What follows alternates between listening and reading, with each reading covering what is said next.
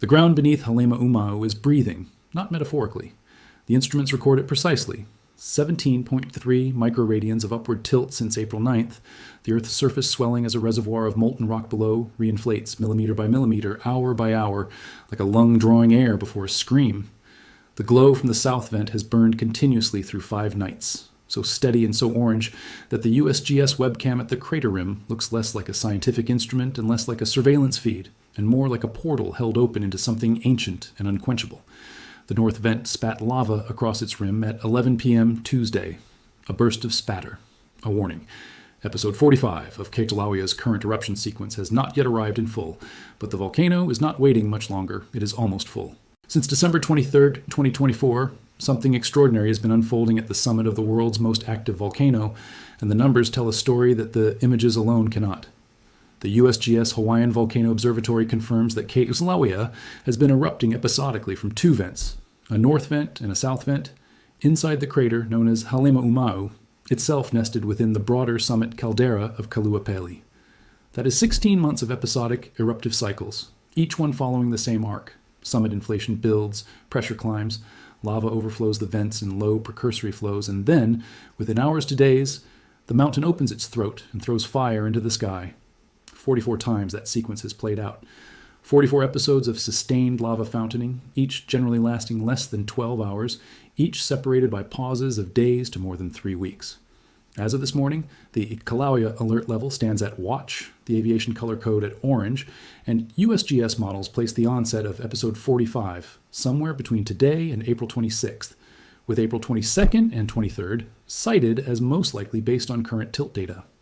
Hilo, the nearest major city, sits roughly 25 miles to the northeast. The summit crater sits at an elevation of 4,091 feet, and the record those fountains are approaching is 1,070 feet. To understand what that number means, you have to go beneath the surface of the eruption, not geologically, but mechanically. What drives these fountains, and why are they getting taller? The answer begins with a gas. Magma rising from Kilauea's shallow reservoir contains dissolved volatiles, primarily water vapor, carbon dioxide, and sulfur dioxide, held in solution the way carbonation is held in a sealed bottle. As magma ascends and pressure drops, the gases exsolve. They expand. They accelerate the magma upward. The faster and more gas-charged the ascent, the higher the fountain.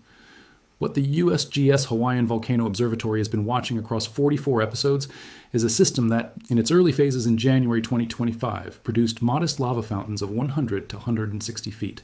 By March 2025, heights reached 600 feet. By July 2025, they crossed 1,000 feet for the first time, a threshold that itself generated a USGS notice because it was significant. Then came episode 35 on the night of October 17, 2025, when fountains from the south vent hit 1,475 feet, a record at the time, described by USGS as the highest pair of dual fountains seen in the eruption. Episode 43 on March 10, 2026, broke that record. The south vent fountain reached 1,070 feet, 540 meters, measured precisely by laser rangefinder. Above a city, that tower of lava would clear a 160-story building. The tilt meter at Wekahuna has now tracked 17.3 microradians of inflationary tilt since episode 44 ended, approaching the 17.6 microradians that were released during that episode. The pressure is almost equalized. What that suggests to USGS geologist scientists monitoring this cycle daily is that episode 45 arrives with roughly the same stored energy as the episode that just broke the record. There's a moment in the history of this island that belongs here. January 3rd, 1983.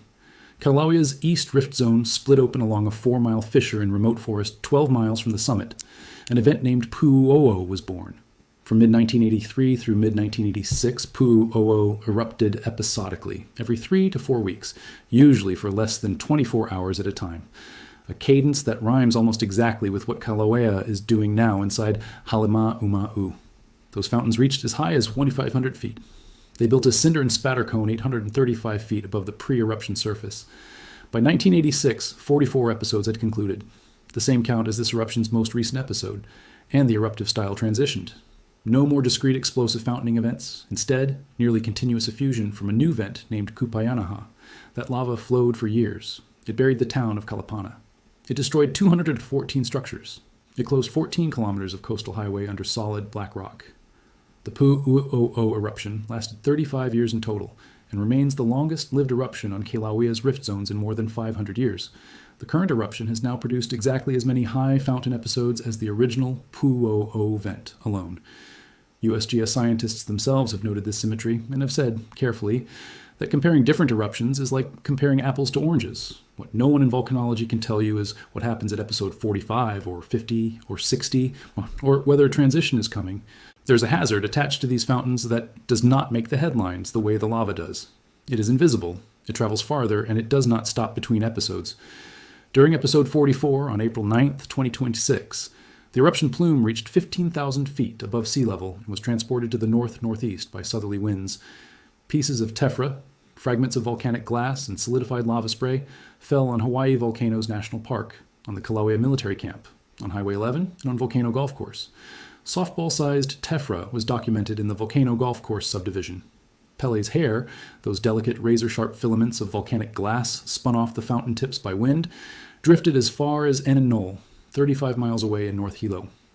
After episode 43, more than 200 tephra fall reports were submitted through a USGS community reporting tool. Then there's the gas.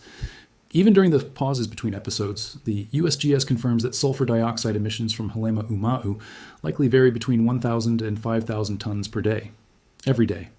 SO2 reacts in the atmosphere to create VOG, volcanic smog, a chemically complex haze of sulfuric acid aerosols that drifts with the trade winds, wraps around the southern tip of the island, and surfaces along the Kona coast. The Hawaii Department of Health has documented air quality readings reaching levels the EPA classifies as unhealthy for sensitive groups and communities stretching from Ocean View to Hilo. The hazard is not a single explosive event. It is a slow, cumulative, daily reality for roughly 200,000 people on the island. This is the sentence that tells you what you are actually looking at. The volcano is not getting more dangerous because something has gone wrong. It is getting more dangerous because everything is going exactly right. Among the communities living closest to this new normal is Volcano Village, a small community of several hundred residents nestled in the rainforest at the edge of Hawaii Volcanoes National Park, situated roughly 4 miles from Halemaʻumaʻu crater. After episode 44, tephra closed part of Highway 11, the only main road connecting Volcano Village to Hilo and the rest of the island. During episode 43, the grassy area around the flagpole at Kilauea military camp, which now serves as the park's temporary visitor center, was completely buried under tephra accumulation, visible in USGS photographs as an unbroken gray crust over what had been green lawn. Many Volcano Village residents rely on rooftop rainwater catchment systems for their drinking water. After episode 41 on January 24, 2026, USGS scientists sampled catchment tank water in the affected communities and found fluoride levels ranging from 0.06 to 0.3 parts per million, below the EPA's 4.0 ppm limit for public water systems. But runoff collected from uncleaned roofs during the first rainfall measured 7 to 10 parts per million, above the limit. The guidance is now standard. Before the next episode begins, disconnect your downspouts, cover your storage tanks, clean tephra from your roof before the rain comes. These are not emergency procedures anymore. This is how life works now. Pull back from the summit crater and look at this eruption from the perspective of the planetary system that produced it. Kilauea sits directly above the Hawaiian hotspot, a mantle plume of anomalously hot rock that has been punching through the Pacific plate for tens of millions of years, building a chain of islands and seamounts stretching thousands of miles across the ocean floor toward the northwest. The Big Island of Hawaii is the youngest and most volcanically active expression of that process. The USGS National Volcanic Threat Assessment in 2018 gave Kilauea an overall threat score of a 263 and ranked it the most likely volcano in the United States to threaten lives and infrastructure, not because it produces the most explosive eruptions, but because of its proximity to populated areas and the near certainty of its continued activity. By the end of 2025, this eruption alone had produced approximately 53 billion gallons of lava. That number comes from USGS tracking of the eruption, from 2 vents on the southwest floor of Halemaʻumaʻu. Some volcanologists see the escalating fountain heights across this 44-episode sequence as evidence of a system with deepening magma supply, possibly reflecting increased heat flux from the hotspot itself.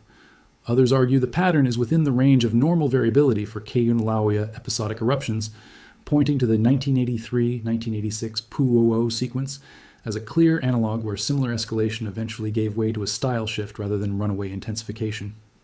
The honest position is that both things can be true simultaneously, and the data does not yet resolve which interpretation will prove correct. What the best instruments on Earth cannot tell you is when this cycle ends, or how. What they can tell you is where it stands right now. 44 complete episodes of lava fountaining over 16 months, a tilt meter that has recovered nearly all of the deflation from the last episode, 10 shallow earthquakes beneath the south rim of Halemaʻumaʻu detected at depths between 0.6 and 1.2 miles. In the past 24 hours, an aviation color code of orange, a volcano alert level of watch, and a south vent glowing orange through the night at the summit of a shield volcano that has been building the Big Island for hundreds of thousands of years. The record for this current eruption cycle stands at 1,770 feet. It was set 6 weeks ago. The same pressure that produced it has now been rebuilt inside the mountain. USGS models say the next episode begins within days, perhaps today. The ground beneath Halemaʻumaʻu is still breathing. It has been breathing for 16 months. The tilt meter swells and falls, each cycle a heartbeat measured in microradians. The glow at the south vent burns through the dark. The north vent spatters at the rim. Episode 44 ended at 7:41 p.m. on April 9th, after 8.5 hours of fire visible from space.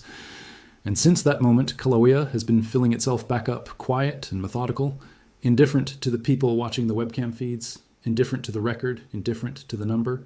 The mountain does not know it is approaching 1,770 feet. It only knows it is full. If you're watching the USGS live streams right now, keep watching.